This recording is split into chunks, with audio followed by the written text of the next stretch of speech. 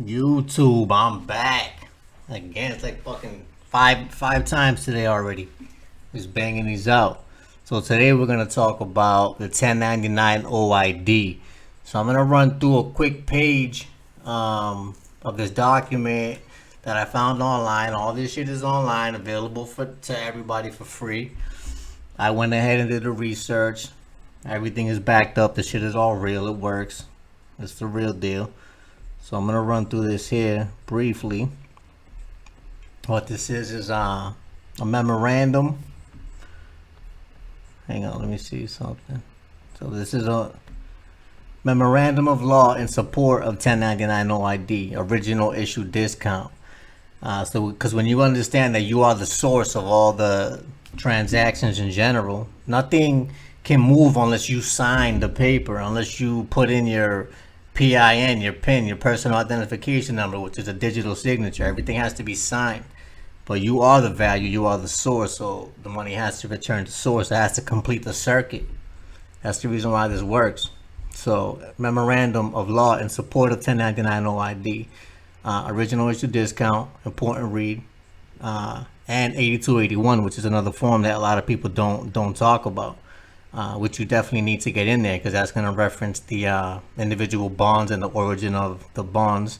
So if you're doing credit cards, your car, your house, your mortgage, all that, you know what I'm saying, you have to put in the 8281 along with the rest of the documentation and a few other forms. But I'm going to run through what this document here says. It says, is the form 1099 OID applicable to individuals? Are taxpayers the issuer of the obligation in question? Is the law on this subject matter found that what is that? Jurisprudence? I don't even know what this code is referencing here, but can an individual file a form 1099 OID to recover expenses? Does PL 97-258 section 3101, 31 United States Code apply? Can the United States of America enter into a treaty agreements for the benefit of the United States citizen? Then also, is there a grantor trust relationship with the taxpayer beneficiary? Is there a different mechanism for recoupment? Does Title 15 USC 1692 apply?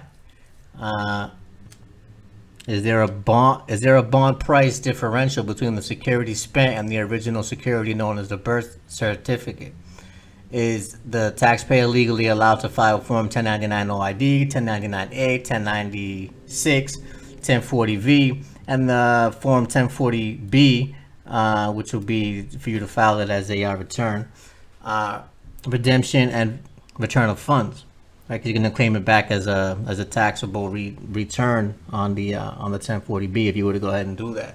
So can the IRS stop said method of filing and restrict an unrestricted right for collections and return of securities and funds? Can they stop something?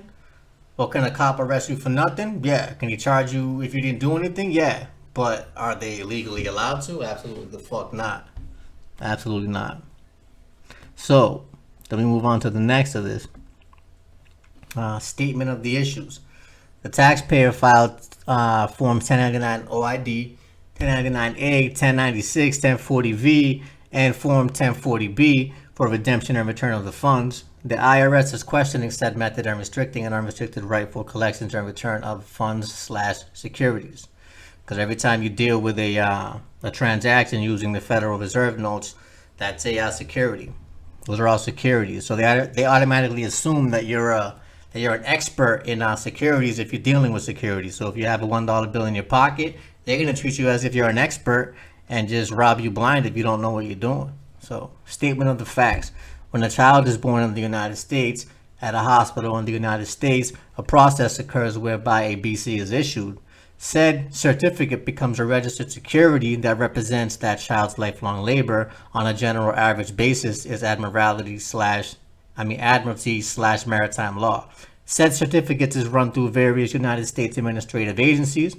Said process creates a trust agreement with the United States Attorney General. See Trust Memorandum. Said process starts at the local hospital, which notifies the local county for its records, which notifies the state Secretary of State, the birth state, which notifies the United States Department of Commerce, which transfers the certificate to the United States Treasury. The United States Treasury. So here, this is all just a document that I found online briefly to go ahead and run through it as quick as I could for you to get a good understanding of what it is that's going on here. So the private banking, you're dealing with the United States Treasury directly. You're cutting the middleman out, which is the banks, the state, whatever, all because those are all corporations anyway, privately owned corporations at that, and publicly traded. So, I mean, you see what it is that's really going on here. So, can you send out a 1099 OID and get your money back that you spent? Absolutely. Should you? I would. So, I offer consultations. Anybody that has any questions, we deal with that all privately, and you already know. So, I know that anybody looking into this topic in general is going to have a little bit of knowledge under their belt. So, this should probably answer a lot of questions for you if you did have any. So, that's what I got for you for now, YouTube.